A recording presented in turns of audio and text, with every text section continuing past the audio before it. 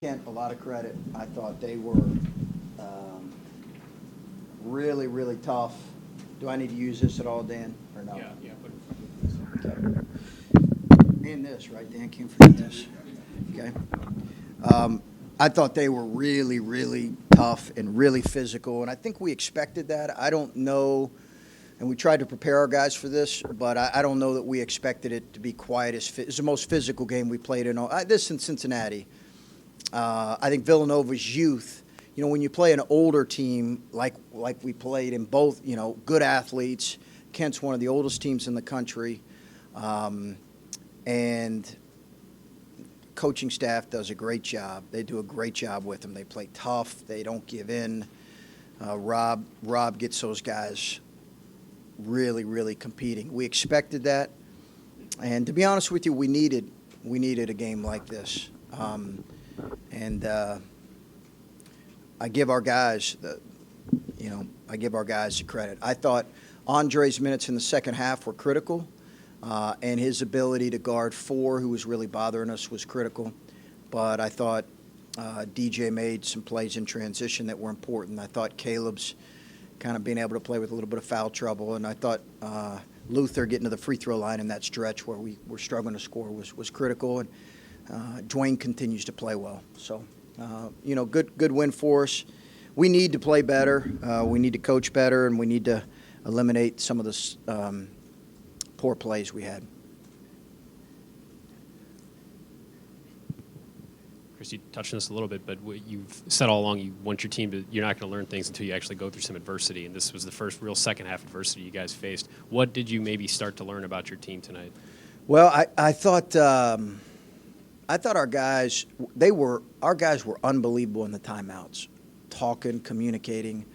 I was upset with some of the officiating calls. They actually were the ones that probably had more composure and poise. And that's important in a game like this. I do want to say this. This place was loud, and St. John Arena was fantastic. I don't want to forget that. I did think that the energy of this place made a difference in a stretch where we needed it. And I don't know what the numbers were tonight. I just know I'm glad we played a game like this that we knew thought we could be competitive, because our fans were unbelievable. He had the free throws and then the other free throws once they tied it. For him to step up in those moments and be willing to take those shots, we always talk about his defense, but where is he continuing to come along from an offensive standpoint to be the guy that ends up pushing you ahead there and starting that run? Yeah, I thought he was really good in that stretch, primarily attacking with their ability to pressure us. He did a good job attacking, getting to the free throw line, being ready to catch and shoot. I thought a couple times, once in the first half, we took a lot of first side shots that were not great in the first half. I thought we were a little antsy in the first half and not nearly patient enough. And it's something we've got to continue to work on, because that'll get us if we don't get better in that area. You guys were up by as many as 17, and they came back to tie it. What was the biggest reason you guys were able to overcome that run and kind of put them away after that? I think our players, we got critical stops when we needed to. Stops and first-time rebounds. I thought that was the difference in that stretch, and then getting to the free throw line like we did. Kyle Young wasn't huge in the stats column, but he drew a foul early on the big man, offensive foul. He got that rebound going out of bounds. In this kind of game, how big is his play like that? It was good. Yeah, it was good again. I thought he got a shot blocked a few times. He played against a guy tonight that we're going to see in the Big Ten a lot. Length. I mean, that kid's a really good player. Pippen's a really good player. And that's where we've seen this, right? Kyle at times can struggle scoring over that kind of length and size. And he struggled a little bit with that tonight. But his effort was really good in critical moments. What was some of the off-season conversations after last season with Dwayne and his shot selection? A lot of film, a lot of video. It's not a finished he's not a finished product by any stretch when it comes to that. Neither is Luther. Both guys have to become more efficient.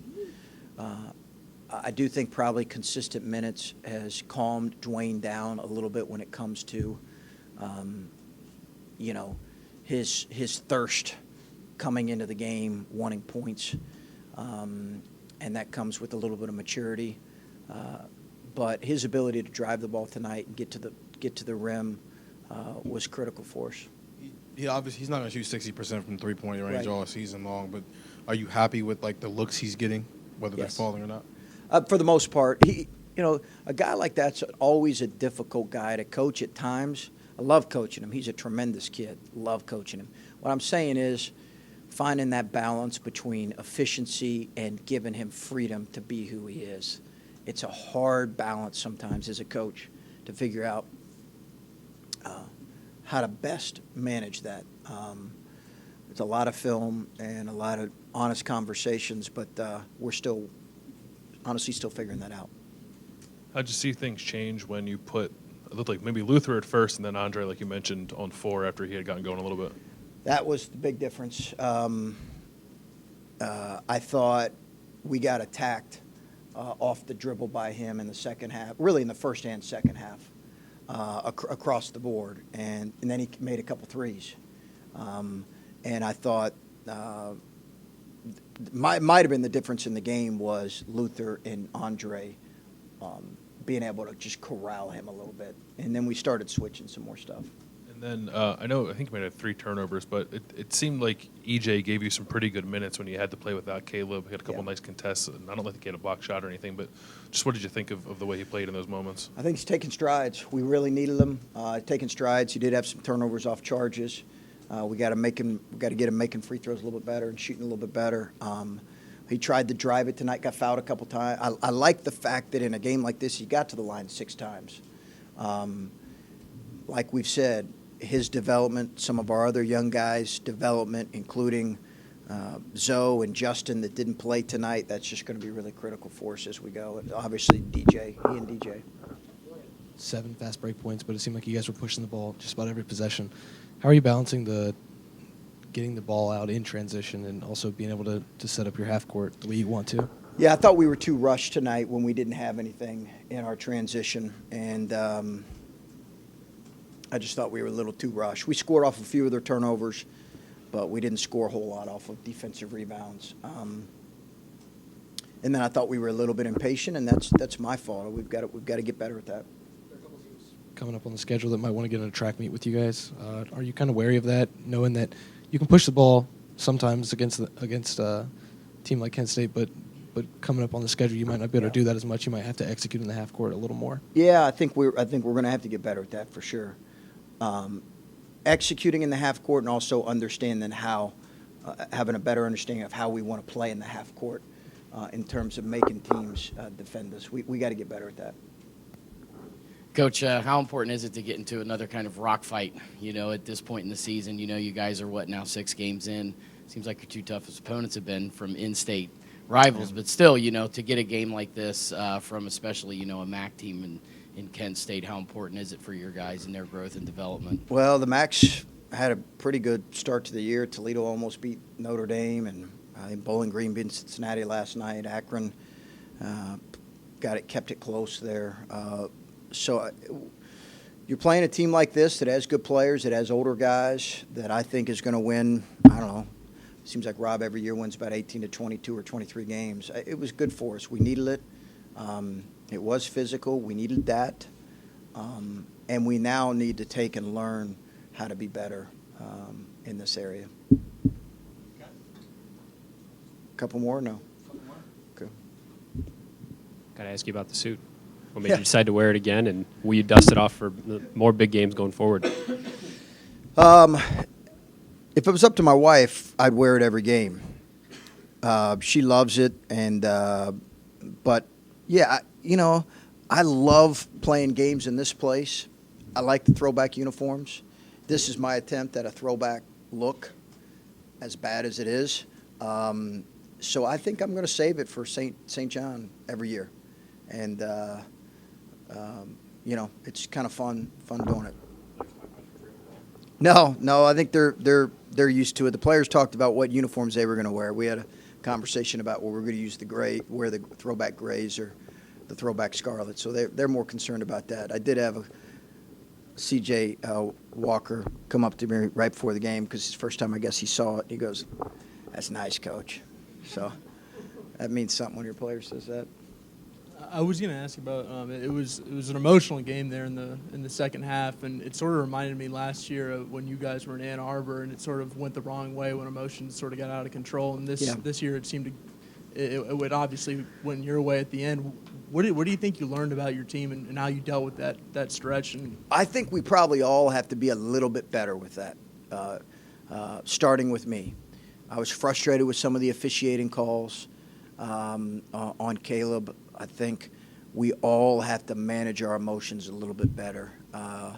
But the players, honestly, were probably better than me in that way. which players were standing up in those timeouts? And talking, you mean? Yeah. It's always Caleb, CJ, Andre. It's usually those, but we had Luther, Dwayne, DJ. We had a lot of guys talking. Caleb only plays 21 minutes, and he picked up his fourth foul at a pretty critical juncture in the game. Yet, when he came back in, you guys had built a little bit of a lead back up. And it just seems like really throughout these first 6 games, you guys have played well when he's not out there. I don't like what's your comfort level with that right now? And we talked a lot about last year when he went out. It was a struggle. It just seems like you're finding answers when he's not on the floor. Well, I think that's maybe as big a question about our group as any. How do we play for long stretches without him? That's maybe as big. And particularly, how do we score and rebound without him? And I think that's where other guys have to continue to get better. Because if you ask Kent right now, who are you game planning for to stop? It's always going to begin with Caleb, and that's when we got to have other guys. We've got to find ways to score in other ways. It's a work in progress. I think that's very much a work in progress, very much. Can we do that consistently? I think it's a question for us. Thank you, guys.